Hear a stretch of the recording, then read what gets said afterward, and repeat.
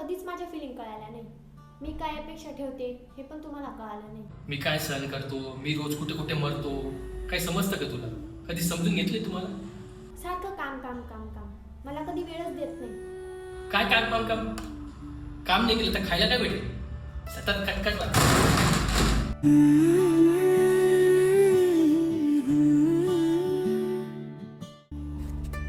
यार माझंच चुकलं.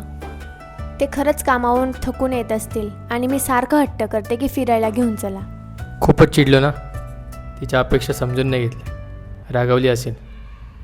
समजून घ्यायला हवं. ऐक ना, खरंच सॉरी, एकदम मनापासून सॉरी. मी तुझ्या अपेक्षा खरंच समजून नाही घेतल्या, चिडचिड झाली. सॉरी. आणि मी पण तुमची अडचण समजून घ्यायला पाहिजे होती. करायची म्हणून मी सुरुवात पुन्हा एकदा. हो. नवऱ्याने बायकोची अपेक्षा आणि बायकोने नवऱ्याची अडचण ही जर समजून घेतली ना तर आयुष्य खूप सुंदर होतं.